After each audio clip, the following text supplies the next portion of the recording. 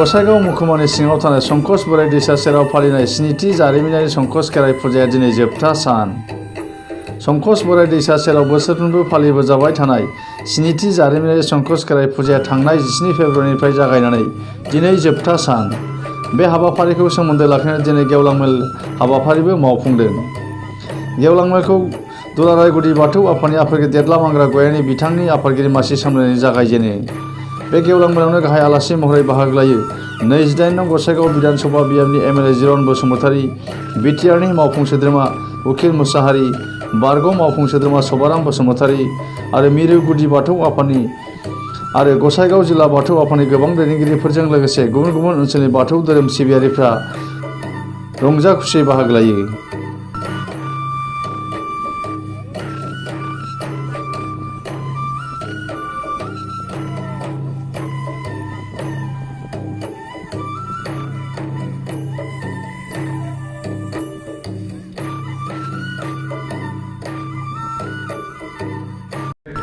जोंनिया जि मोनसे कमिटि दंखायो सेन्ट्रेलि जों दानानै होखानाय जे संकस खेराइसालि कमप्लेक्स डेभेलपमेन्ट कमिटि बिथांमोननि दैदेननायावनो बिथांमोननि बानजायनायावनो गसाइगाव जिल्ला आफादखौ लोगोआव लाफानानै बे संकस जारिमिनारि खेराइ खुंनाया जाबोबाय थायो।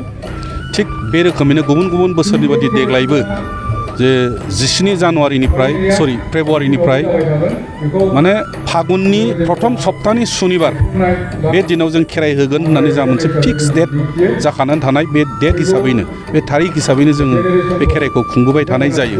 आरो बे खेराइखौ खुंफुंनायाव जि जोंनि दानानै होजानाय संकस खेराइ कमप्लेक्स डेभेलपमेन्ट कमिटिनि दैदेनगिरि बिथांमोन दङ, आफादगिरि आरो लेंथुमगिरि आरो गसाइगाव जिल्लानि दैदेनगिरि बिथांमोन दं। बिथांमोननि बानजायनायावनो जोंनि जि हाबाफारि लानाय हाबाफारिखौ मोनफा मोनफा जोङो हाबाफारि बायदियै मावफुंबोनो हायो।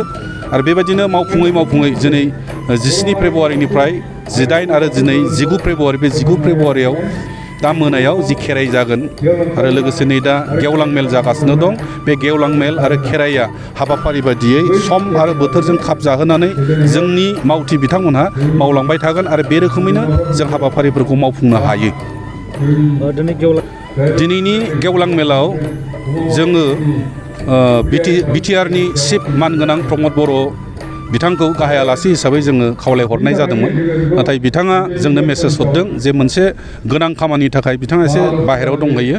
बे हिसाबै दिनैनि बेवहाय गाहाय आलासि हिसाबै नुजाफैनो हायाखै। बेखायनो जोङो बे 28 नं गसाइगाव समस्तिनि एमएलए मानगोनां जिरन बसुमतारी बिथांखौ गाहाय आलासि खालामनानै आरो लोगोसे बिटिआरनिनो मावफुं सोद्रोमा उखिल मुसाहारि बिथांखौ मेलनि बेखेवगिरि हिसाबै जों लानानै आरो लोगोसे जोंनि आगुनि दाजेनगिरि आफादगिरि मानगोनां संराजा नार्जारि आथिखालनि बोसोनगिरि बिथांखौ गाहाय बुंथिगिरि आलासि लानानै जोंनि दिनैनि जि गेवलां मेल बे गेवलां मेलखौ जोङो दा खुंफुंनो हाबाय।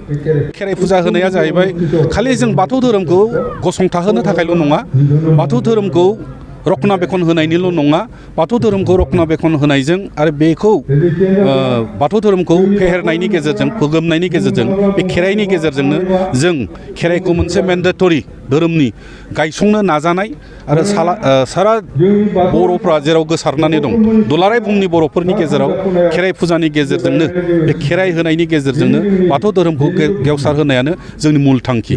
आरो बे थांखियैनो जोङो जे संकस जारिमिनारि संकस खेराइ होनाय बे खेराइ होनायनि गेजेरजों जोङो मिरु आफादनिफ्राय हाबाफारि लानानै बिदिनो मिरु आफादनि जथुम्मा, मिरु आफादनि थान्दै मेल, मिरु आफादनि गेवलां मेल बायदिसिना हाबाफारिफोरखौ लानानै जों बोसोरफ्रामबो दिनैसिम मिरु आफादानो खुंबोबाय थानाय जादों।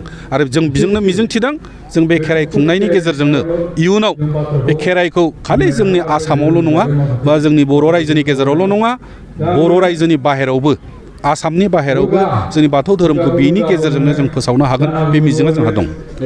बे संकस बे गोथार थावनि गामाखालि बोसोराव खुंनाय बायदि देग्लायबो खुंगा स्निथि जारिमिनारि संकस खेराइ बे हाबाफारिखौ सानथामजों थांनाय 17, 18 आरो दिनै 19 बे सानथामनि हाबाफारिजों खुंफुंदों। मोजाङै मोजांनो बे साननैनि हाबाफारिया जालांबाय। दिनैनि जि सानसेनि हाबाफारि बेबो मोजाङै मोजां जालांगोन। जों दहाय फुङाव दुलाराय गुदि बाथौ आफादनि गोथार फिरफिला बिरहोनायजों लोगोसे गोथैसि बावनाय हाबाफारिजों जोंनि हाबाफारिखौ जुरिदों दिनै। आरो बिनि उनावनो जोंनि दुलाराय गुदि बाथौ आफादनि मिरु मावफुं मेल जाना थांबाय। आरो बिनि उनावनो जोंनि सम होखानाय बादिनो जोङो बेलासिनि 1 रिंगानिफ्राय जोंनि दुलाराय गुदि बाथौ आफादनि दिनैनि बे हांख्रायनाय बादिनो जोंनि गेदेमा आलासि बिथांमोननि नुजाथिनायाव जोंनि गेवलां मेला मोजां मोजां जानानै थांबाय। आरो जों आसा खालामदों दुलाराय गुदि बाथौ आफादनि आवथायाव गसाइगाव जिल्ला दुलाराय गुदि बाथौ आफाद आरो जारिमिनारि संकस खेराइ कमप्लेक्स डेभेलपमेन्ट कमिटिनि जोथोनाव जाबादि हाबाफारिजों जों दुलाराय रायजो राजाया जोंखौ जेरैबायदि लैहोर लैहोर फैनानै हेफाजाब खालामदों आं सानदों बे थारैनो मोनसे मोजां खाफाल।